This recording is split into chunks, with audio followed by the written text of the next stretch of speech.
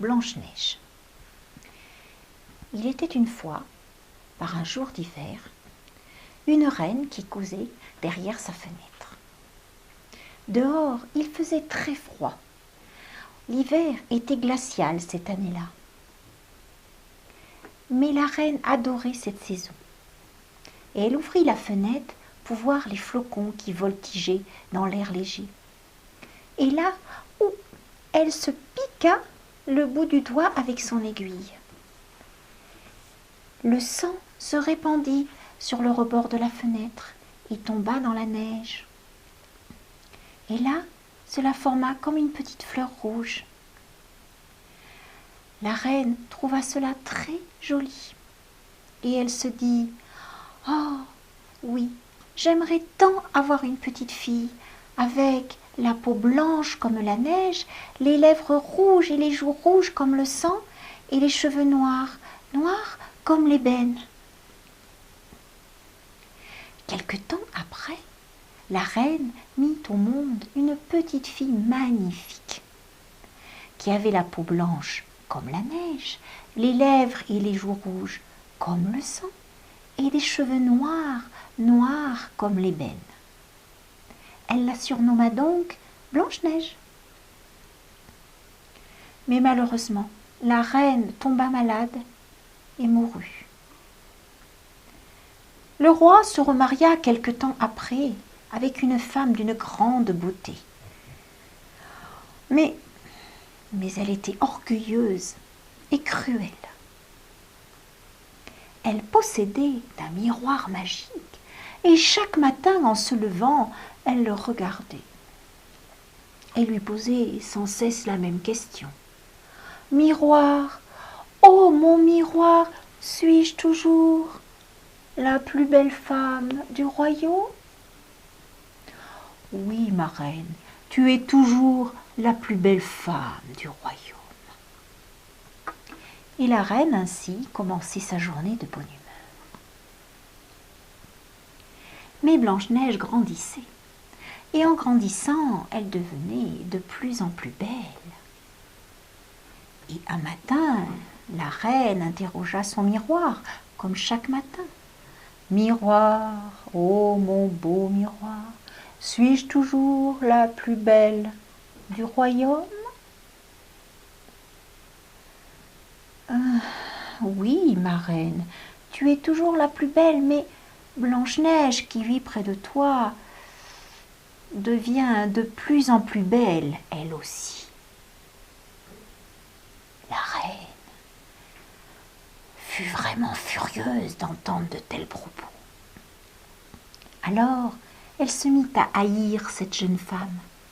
Elle se mit à haïr Blanche-Neige, à la détester et même à souhaiter sa mort. Un matin, elle redemanda à son miroir « Oh, miroir, miroir, suis-je toujours la plus belle du royaume ?»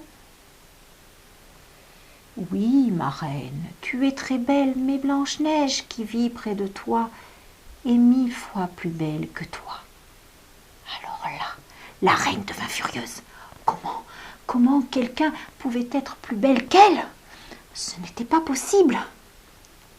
Ah, cette Blanche-Neige, elle était seulement belle, et puis tout le monde l'aimait, car elle était aussi très gentille et très généreuse. Il fallait s'en débarrasser. Alors elle appela son garde-chasse et lui ordonna de tuer Blanche-Neige et de lui ramener son cœur pour être sûre qu'elle avait disparu à jamais. Le pauvre garde-chasse était terrorisé. Il conduisit la pauvre Blanche-Neige au fond de la forêt, qui ne comprenait pas d'ailleurs pourquoi il la menait aussi loin. Mais pourquoi? « Je dois te tuer, Blanche-Neige, et ramener ton cœur à la reine. »« Oh, vous ne pouvez pas faire ça. Je n'ai jamais rien fait de mal. Laissez-moi, je vous en prie. Je disparaîtrai dans la forêt. Je ne reviendrai jamais. Je vous en supplie, laissez-moi vivre. » Alors, voyant Blanche-Neige qui commençait à pleurer, le garde-chasse trouva une biche, la tua et ramena son cœur à la reine.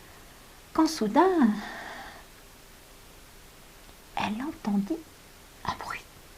Car en effet, la reine s'était précipitée sur son miroir dès le matin.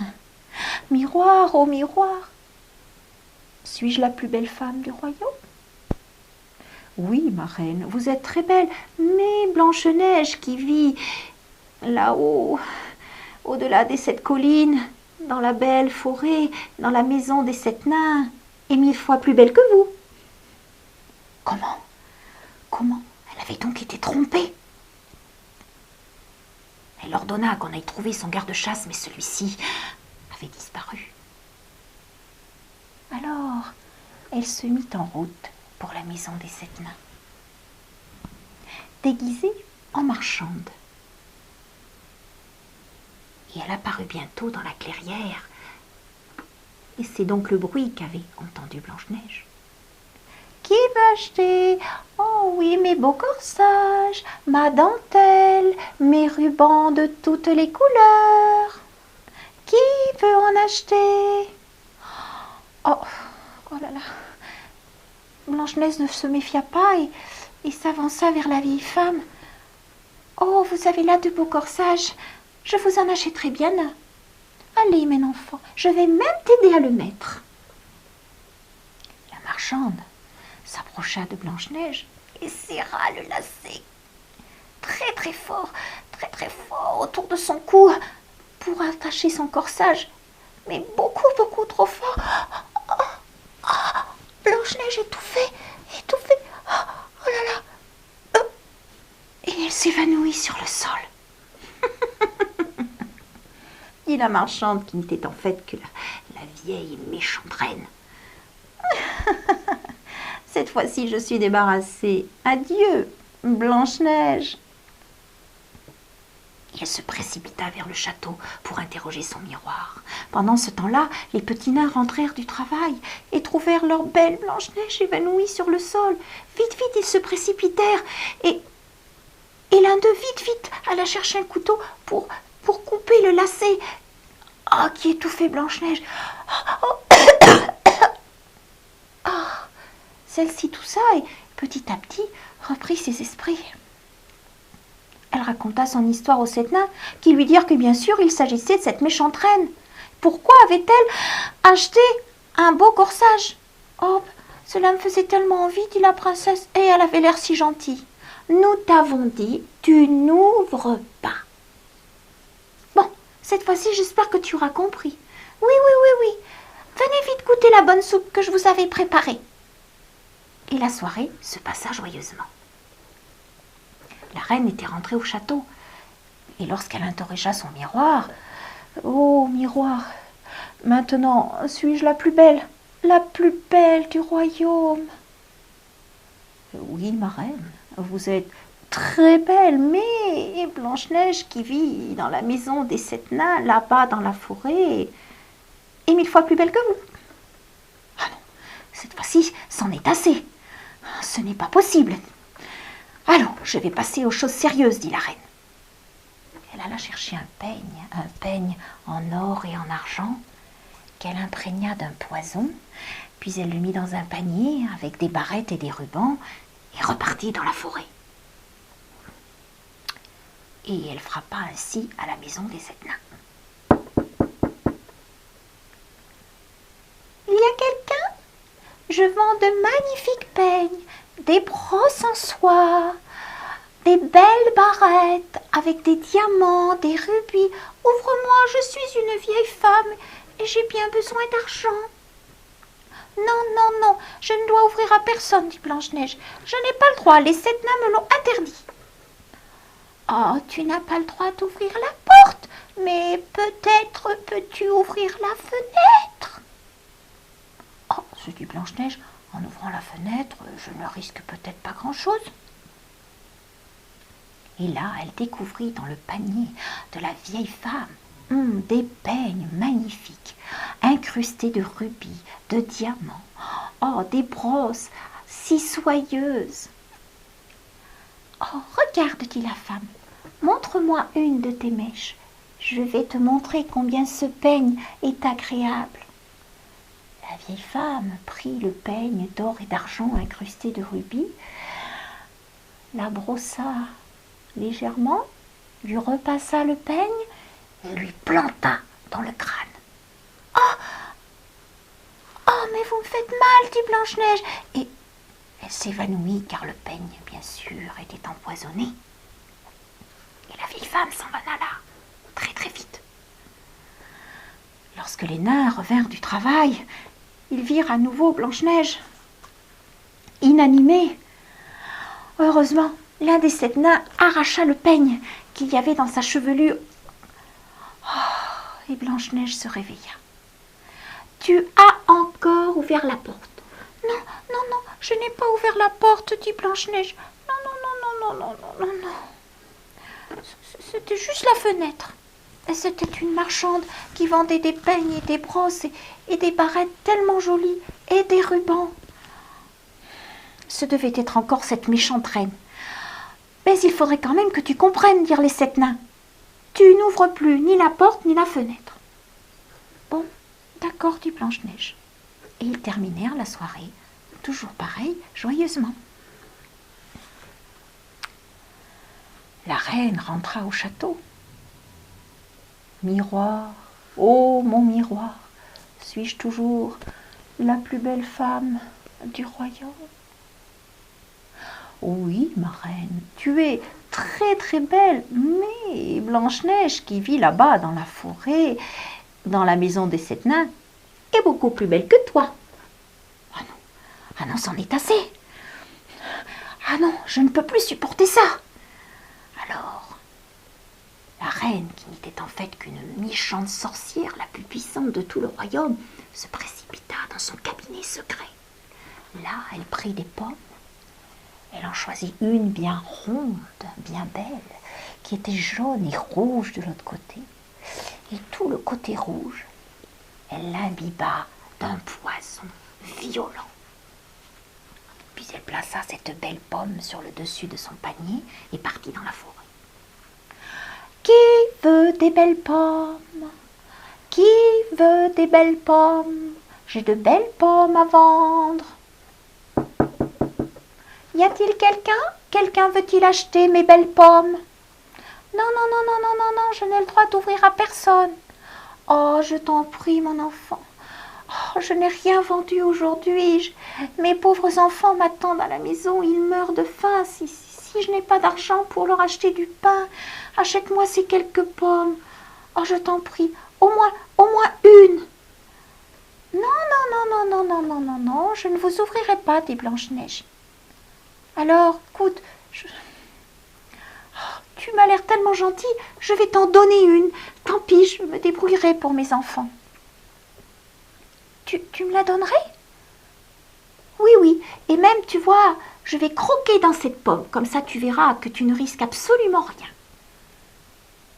La marchande de pommes croqua dans la partie jaune, et comme elle avait l'air toujours aussi bien, Blanche-Neige ouvrit la fenêtre.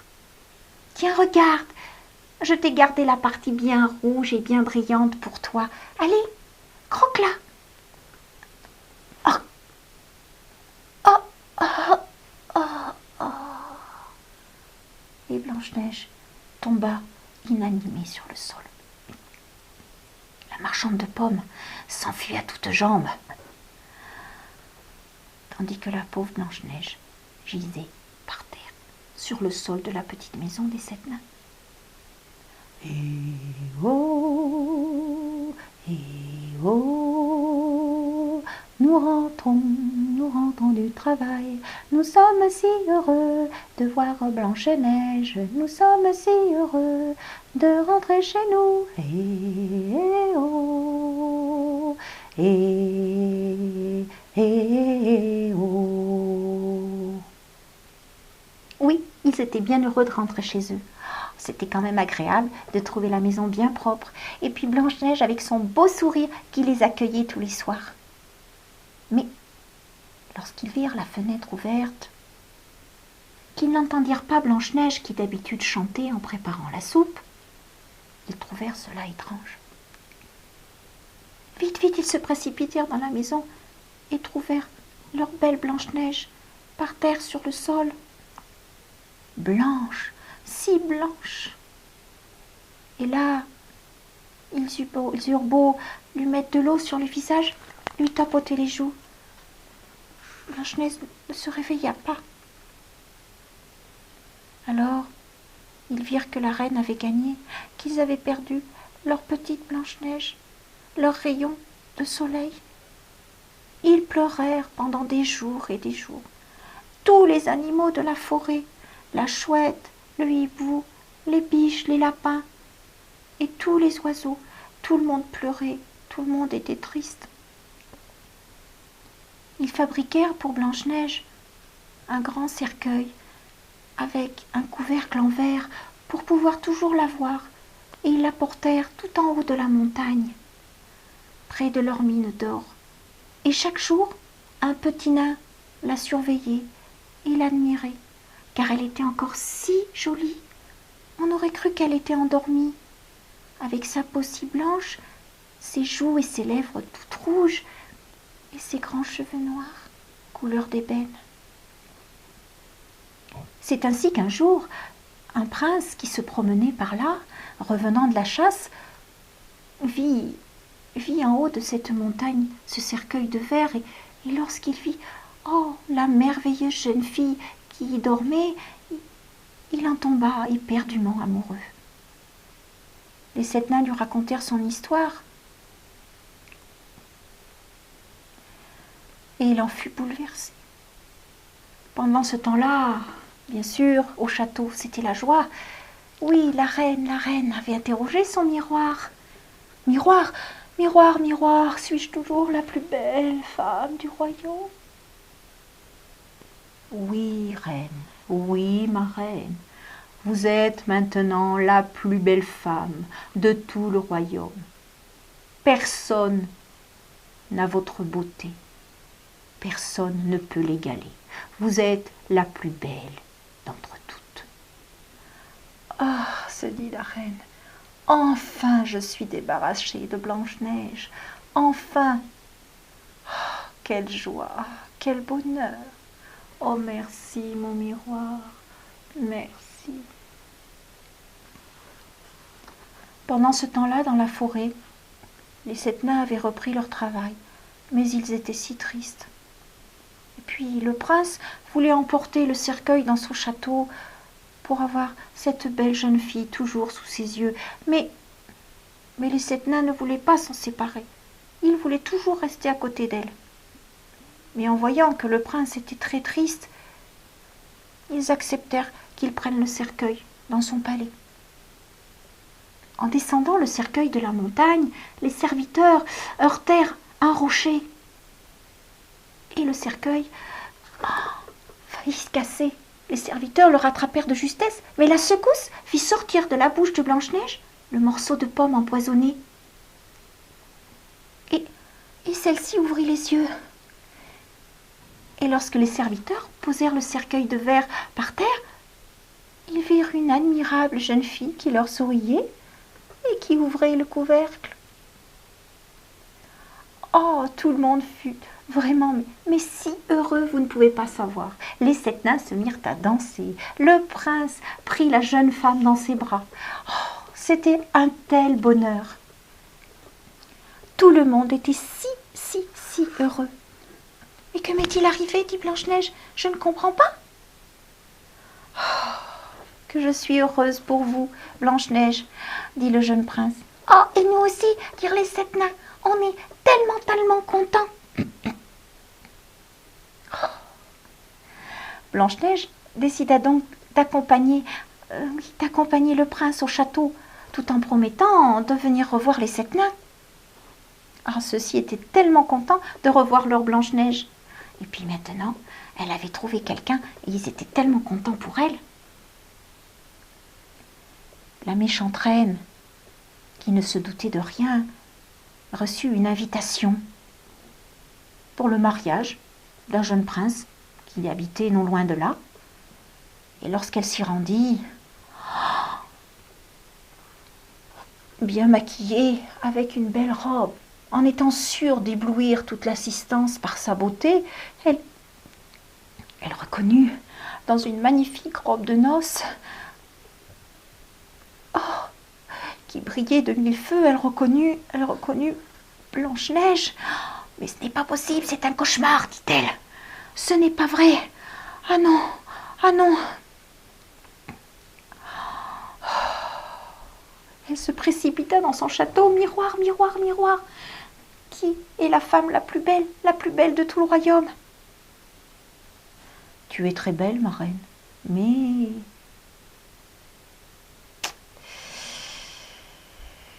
Tu es la plus belle dans ce château, mais la jeune princesse qui vient d'épouser le jeune prince du royaume d'à côté est 1000 fois plus belle que toi. Ah non, ce n'est pas possible. C'est donc Blanche-Neige. C'est donc elle. La reine rentra dans une colère terrible. Elle partit à travers la campagne. Et au cours d'un violent orage, elle bascula dans un ravin et disparut à jamais. La méchante sorcière avait disparu. Et Blanche-Neige put ainsi vivre heureuse avec son prince et les 7 nains qu'elle allait voir le plus souvent possible. Et puis avec tous les animaux de la forêt qui étaient ses amis. Ainsi se termine le conte d'une belle princesse à la peau blanche comme la neige, aux joues et aux lèvres rouges comme le sang, et aux longs cheveux noirs d'ébène.